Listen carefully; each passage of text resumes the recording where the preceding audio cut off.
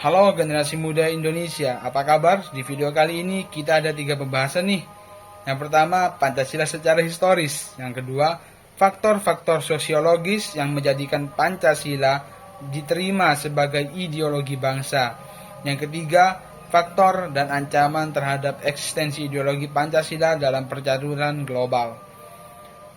Yang pertama, proses perumusan Pancasila dimulai pada tanggal 29 Mei 1945 ketika Badan Penyidik Usaha Persiapan Kemerdekaan Indonesia (BPUPKI) mengadakan sidang pertamanya.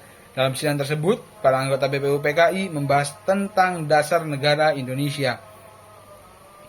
Pada tanggal 1 Juni 1945, Insinyur Soekarno menyampaikan pidatonya yang berjudul Lahirnya Pancasila. Dalam pidato tersebut, Soekarno menyampaikan 5 prinsip dasar yang menjadikan dasar negara Indonesia. Kelima prinsip tersebut adalah kebangsaan Indonesia, internasionalisme atau pri-kemanusiaan. Yang ketiga, kerakyatan yang dipimpin oleh hikmat, kebijaksanaan dalam permusyawaratan perwakilan, keadilan sosial bagi seluruh rakyat Indonesia. Pidato Soekarno tersebut disambut dengan gembira oleh para anggota BPUPKI. Mereka kemudian menyepakati nama Pancasila sebagai dasar negara Indonesia. Pada tanggal 22 Juni tahun 1945, BPUPKI membentuk Panitia 9 untuk merumuskan Pancasila secara lebih rinci.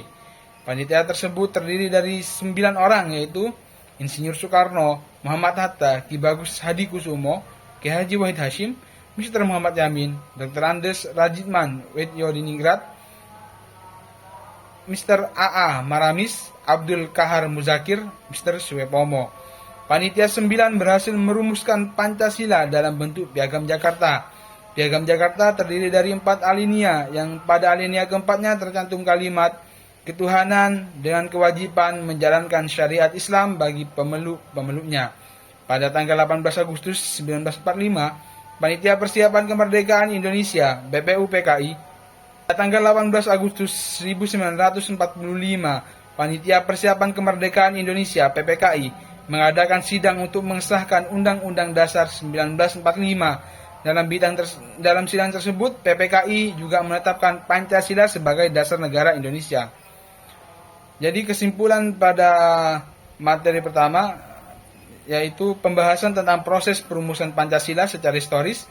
Pancasila merupakan dasar negara Indonesia yang telah dirumuskan oleh para tokoh bangsa dengan penuh perjuangan.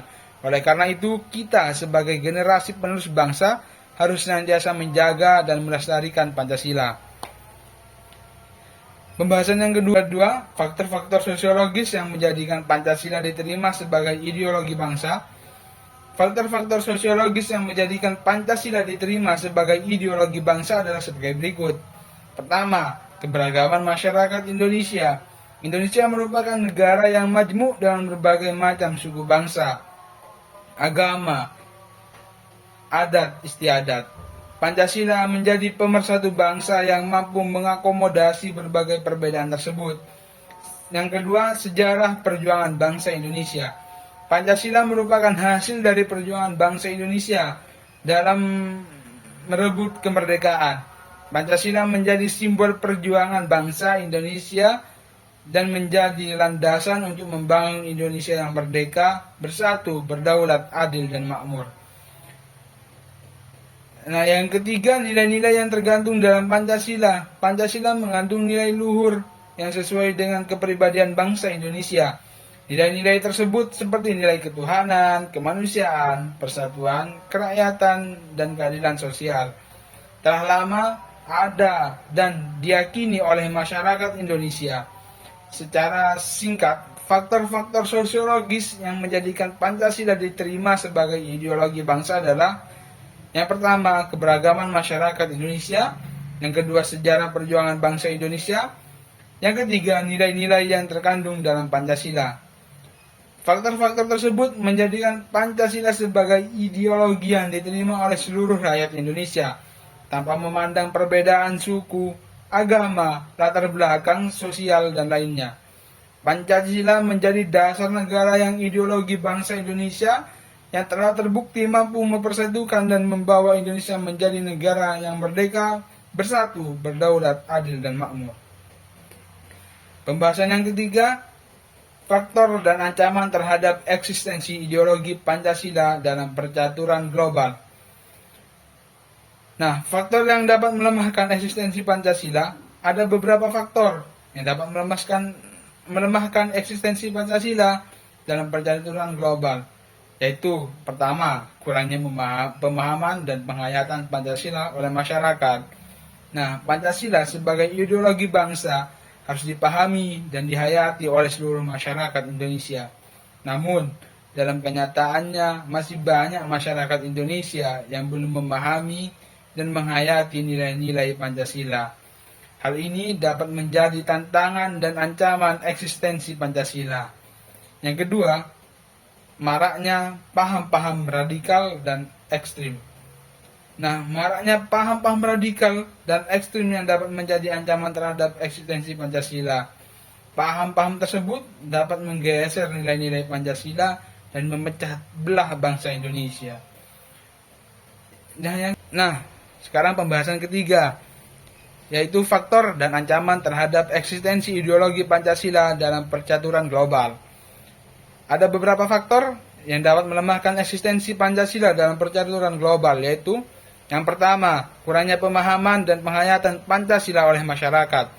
Pancasila sebagai ideologi bangsa harus dipahami dan dihayati oleh seluruh masyarakat Indonesia. Namun, dalam kenyataannya masih banyak masyarakat Indonesia yang belum memahami dan menghayati nilai-nilai Pancasila. Hal ini dapat menjadikan tantangan dan ancaman terhadap eksistensi Pancasila. Nah, yang kedua, maraknya paham-paham radikal dan ekstrim. Maraknya paham-paham radikal ini dapat menjadi ancaman terhadap eksistensi Pancasila.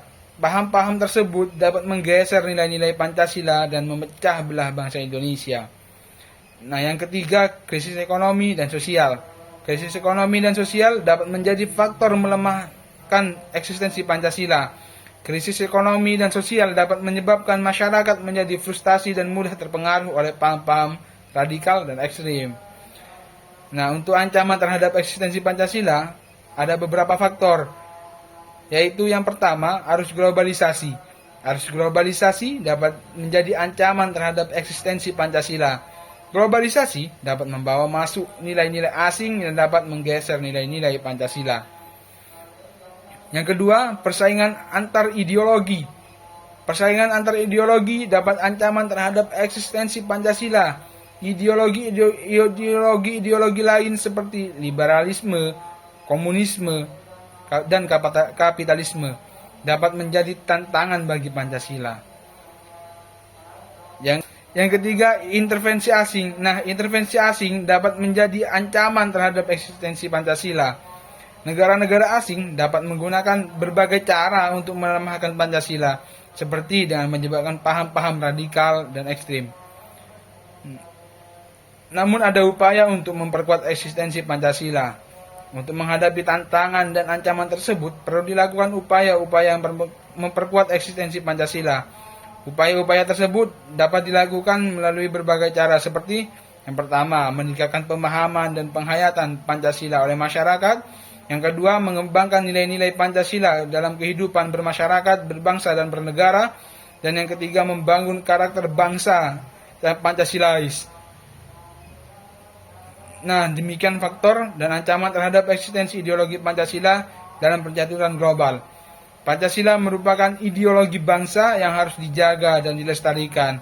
Dengan memahami dan mengamalkan nilai-nilai Pancasila, kita dapat membangun Indonesia yang lebih adil, makmur, dan bersatu.